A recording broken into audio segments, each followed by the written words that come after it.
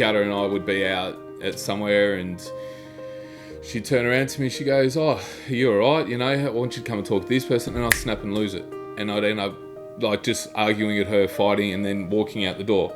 And we'd be like, say, probably 5 k's away from our house, I'd walk home. In the pouring rain, just losing it. Just had no direction, didn't know who I was. I actually fallen so far that I just didn't know who I was anymore.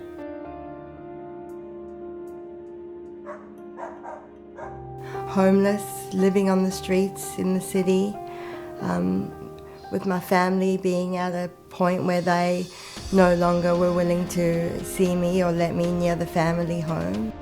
I've reached a point of desperation for money where I'm weighing up options now of things like prostitution and working in a brothel because of the lengths that you need to go to feed that habit. I'm diagnosed with anorexia nervosa. I still get hungry. It's almost like I'm not allowed to eat from that part of that voice in my head that tells me that I need to restrict. And I think that's definitely what's happened to me is my body and brain have just conditioned into it. So now I look back at what I ate when I was 12 and it seems like mountains and mountains of food. Emotional dysfunction. We hear this term a lot, but what does it really mean? Another name for it, and one that carries a greater stigma, is mental illness. Something that even now, in the 21st century, none of us like to talk about. In Australia, it's estimated that 45% of people will experience a mental health condition in their lifetime. In any 1 year, around 1 million Australian adults have depression, and over 2 million have anxiety disorder.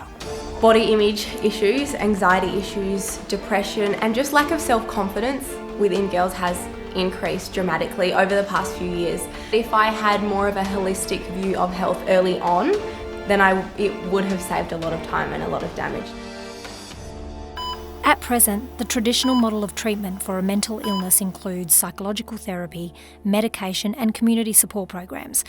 But less well known are the alternative therapies claiming to change the brain, such as neurofeedback, hypnotherapy and the positive auditory stimuli method.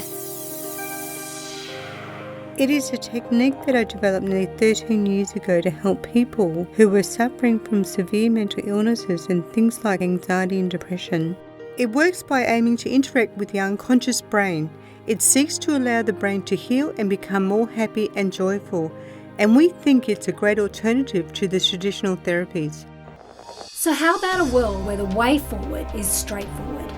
Where we could reduce the symptoms of mental disorder not by medicating, but by learning how to change our brains? Could it be as simple as that? What we're going to do is take 3 people that are in emotional and psychological crisis. We're going to follow their life's journey over the next 2 months and just see whether a natural alternative technique is going to be beneficial to help them in their recovery. Look, wholeheartedly, I want to give this a go. Anything to stop taking medication to make me feel better, like I'm 100% in. We're all seeking the way to our own peace and happiness. For some, particularly those with a mental illness, this journey is fraught with good and bad choices. While they're deciding which way to go, how do they cope with a label that none of us really wants to talk about?